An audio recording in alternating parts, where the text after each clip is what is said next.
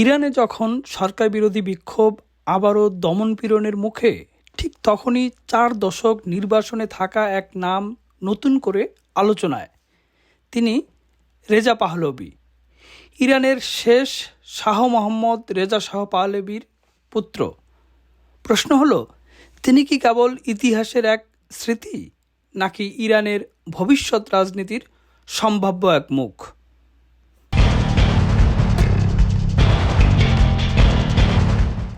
রেজা পাহলভি জন্মগ্রহণ করেন 1960 সালে তেহরানে।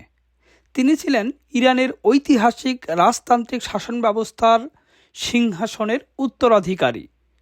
কিন্তু 1979 সালের ইসলামী বিপ্লব সব কিছু বদলে দেয়। যে বিপ্লব শাহের রাজতন্ত্রকে উৎখাত করে। সেই সময়ে রেজা পাহলভি যুক্তরাষ্ট্রে যুদ্ধবিমান চালনার প্রশিক্ষণে ছিলেন। তার আর দেশে ফেরা হয়নি। বিপ্লবের পর তার বাবা এক দেশ থেকে আরেক দেশে আশ্রয় খুঁজেছেন। শেষ পর্যন্ত ক্যান্সারে আক্রান্ত হয়ে মারা যান মিশরে। হঠাৎ করেই রাজপরিবার হয়ে পড়ে রাষ্ট্রহীন। নির্বাসন শুরু হয় এক অনিশ্চিত জীবন। পরবর্তী বছরগুলোতে পাহলভি পরিবারকে পেরোতে হয়েছে একের পর এক ট্র্যাজেডি। রেজা পাহলভির ছোট ভাই ও ছোট বোন আত্মহত্যা করেন। ফলে ইতিহাসের পাতায় হারিয়ে যাওয়া এক রাজবংশের প্রতীক হয়ে শেষ পর্যন্ত তিনিই রয়ে যান। আজ 65 বছর বয়সে রেজা পাহলভি বসবাস করেন যুক্তরাষ্ট্রের ওয়াশিংটন ডিসির কাছের এক শান্ত উপশহরে। তার সমর্থকদের মতে তার জীবনযাপন সাধারণ। কঠোর নিরাপত্তা বেষ্টনী নেই। স্থানীয় ক্যাফেতে স্ত্রী ইয়াসমিনের সঙ্গে দেখা যায় তাকে। 2022 সালে এক পথচারীর প্রশ্নে তিনি বলেছিলেন, পরিবর্তন আসতে হবে দেশের ভেতর থেকেই। কিন্তু সাম্প্রতিক সময়ে তার বক্তব্য এসেছে নতুন আত্মবিশ্বাস। 2025 সালে ইসরায়েলের বিমান হামলায় ইরানের কয়েকজন শীর্ষ সামরিক কর্মকর্তা নিহত হওয়ার পর প্যারিসে এক সংবাদ সম্মেলনে রেজা পাহলভি বলেন, ইরানের বর্তমান রাষ্ট্র ব্যবস্থা ভেঙে পড়লে তিনি একটি অন্তর্বর্তী সরকার গঠনে নেতৃত্ব দিতে প্রস্তুত। তিনি তুলে ধরেন 100 দিনের একটি রূপরেখা। তার দাবি, এটি অতীতে ফিরে যাওয়ার চেষ্টা নয়, বরং একটি গণতান্ত্রিক ভবিষ্যতের প্রস্তাব। অনেক ইরানির কাছে পাহলভির শাসন মানে ছিল দ্রুত আধুনিকায়ন ও পশ্চিমা বিশ্বের সঙ্গে ঘনিষ্ঠ সম্পর্ক। আবার অন্যদের স্মৃতিতে সেই সময় ছিল সেন্সরশিপ, ভিন্নমত দমন এবং গোয়েন্দা সংস্থা সাবাকের ভয়।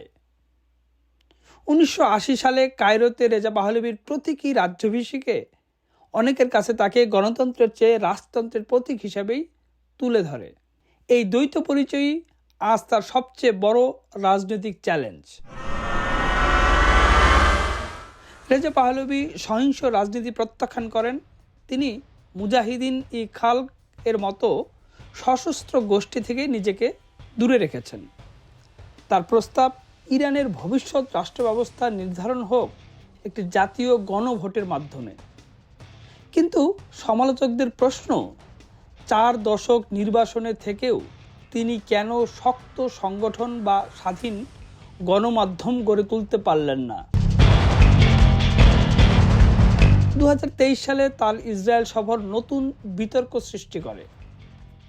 হলোকাস্ট স্মরণ অনুষ্ঠানে অংশগ্রহণ ও নেতানিয়াহুর সঙ্গে সাক্ষাৎ অনেক ইরানির কাছে ছিল অস্বস্তিকর।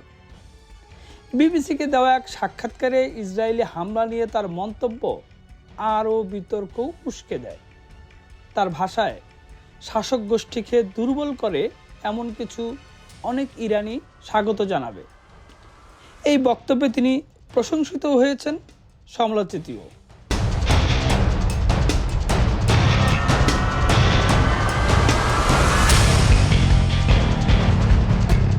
রেজা পাহলভি কি ইরানের ভবিষ্যতের একজন বাস্তব রাজনৈতিক খেলোয়াড়, নাকি কেবল অতীতের এক প্রতীক?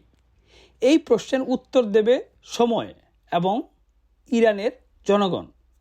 আপনার কি মনে হয়? কমেন্টে জানান। আমি ছিলাম Nuruzzaman Labu, news and views by Nuruzzaman লাবুর ইউটিউব চ্যানেলে। সঙ্গেই থাকুন, চ্যানেলটি সাবস্ক্রাইব করুন।